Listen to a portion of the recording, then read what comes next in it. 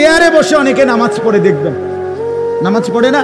তা আমি একদিন এক চাচা আমার পাশে, উনি চেয়ারে বইয়ে নামাজ পড়তেছে। উনি রুকু দিয়ে নামাজের সূরা কেরাত ফইরা যখন রুকু দেয় তখন উনি এমনি স্বাভাবিক বসা, যেমনি বইয়া রয়েছে চেয়ারে এমনি রুকুর টাইমে সাইফুল ভাই চায় না, মানে এমনি কদ্দুর হাতেরে আলগি দিছে সামনের দিকে, এটা রুকু। এরপরে সেজদা দিছে আটটু হাতেডারে দোনোখানের সামনের দিকে আটটু বাড়াইয়া, এটা বলে রুকু সেজদা। আপনি জীবন আপনার বাপে শুনছি নি এই কথা, ইডিনি রুকু। এটা কি এই হাতেরে একটু এদুর বাড়াইলে বুঝি রুকু, আর কদ্দুর বেশি বাড়াইলে বুঝি সেজদা, এটা নিয়ে রুকু সেজদা। আমি তো এরুম রুকু সেজদা মাটির তলের কোনো কিতাবও তো পাইছি না, চাঁদের দেশেও তো এমন কিতাব নাই। এটা কি ধরনের রুকু সেজদা? আমি বললাম চাচা আপনি নামাজের পরে সুন্দর করে বলছি, চাচা এটা কিতা করলেন? আপনি যদি রুকু সেজদা কি দিয়ে দিলেন? আপনি তো মাথা ঝুঁকলেন না। যে সেজদা দিতে পারে না এনে কাজ হইল কিসের?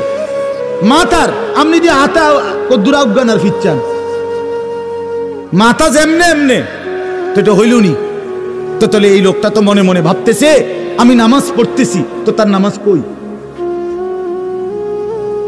বলেন না বাপ। নাকের নরম জায়গায় পানি পৌঁছানো, গোসল ফরজ হইলে, বীর্যপাত হইলে যখন ফরজ গোসল করে নাকের নরম জায়গায় পানি পৌঁছানো ফরজ। ফরজ ফরজ, সুন্নত না। ওযুর মধ্যে নাকে পানি দেওয়া সুন্নত, কিন্তু ফরজ গোসলের সময় নাকে পানি নরম জায়গায় পৌঁছানো কি ফরজ। এই যে নাক যেদুর ভাঙ্গে প্রত্যেকের, এদুর রে কয় নরম জায়গা। প্রত্যেকের নাক লাইরা দেখেন, এই নাক ভাঙ্গে যেমনি লড়ে যেমনি, এর একটা সীমানা আছে। এখানে পানি পৌঁছাইতে হবে। হাতের কোষে, হাতের তালুর মধ্যে পানি নিয়ে হালকা টান দিতে হবে, হালকা একটু, সামান্য একটু টান দিলেই পানি, সামান্য একটু টান, নিঃশ্বাস টানলেই, জোরে না, জোর হইলে ভিতরে ঢুকে যাবে, কষ্ট হবে। সামান্য নিঃশ্বাস টান দিলেই আপনার পানিটা এখানে চলে আসে, এরপরে ধাইরা লাইলে হয়। হ্যাঁ, এখন নাকের নরম জায়গায় পানি পৌঁছানো ফরজ। এইটা যেভাবে পৌঁছাইতে হয়, মনে করেন অসংখ্য যুবক যুবতী, পুরুষ নারী এই সমাজের যারা কোরআন শিখে নাই, দিন শিখে নাই, মাদ্রাসায় পড়ে নাই, কোনো আলেম থেকে শিখে নাই, আপনি খবর নেন তাদের এইটা জানে না, তারা এটা পানি পৌঁছায় না। এখন যে এই নরম জায়গায় পানি পৌঁছলো না, এখন যদি এই লোক বিশ্বাস করেন বঙ্গোপসাগরেও নিয়ে যদি তারে চুবায়,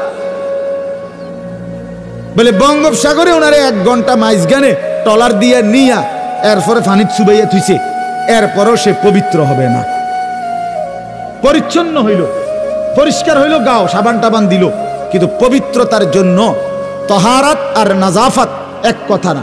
নাজাফাত মানে পরিচ্ছন্নতা, সেটা বিধর্মীরও হইতে পারে, কিন্তু পবিত্রতা একমাত্র কোরআন সুন্নাহ মতে হইতে হবে।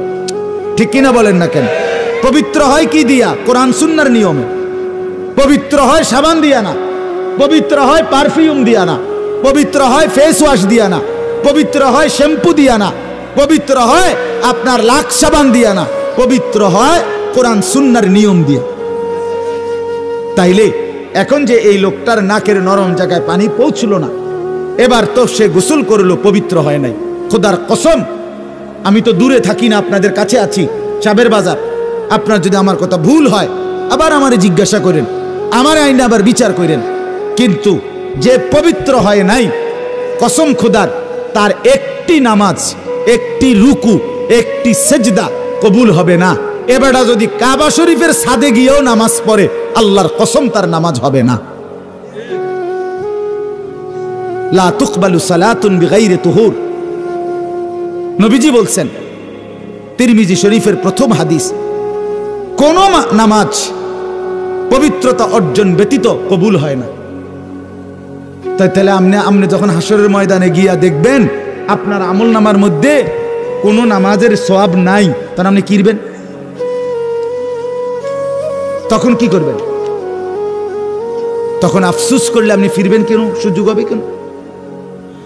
ওয়া আন্না লাহু যিকরা, কোরআনুল কারীমে আছে, আল্লাহ তাআলা বলেন, প্রত্যেকটা মানুষ হাসরের ময়দানে জাহান্নামকে যখন দেখবে, ওয়াজিআ ইয়াউমাইযিন বিজাহান্নাম, জাহান্নামের দিকে যখন তাকাবে, আল্লাহর ফেরেশতারা যখন জাহান্নামকে টেনে আনবে, ইয়াউমাইযিন ইয়াতাযাক্কারুল ইনসান, আল্লাহ বলে প্রত্যেকটা মানুষ তখন তার দুনিয়ার হায়াতের সমস্ত কাজকর্মের কথা, ভালো মন্দ কথা মনে পড়বে, কিন্তু ওয়া আন্না লাহু যিকরা, আল্লাহ বলে বলো না বান্দা সেদিন মনে পড়ে কি লাভ হবে।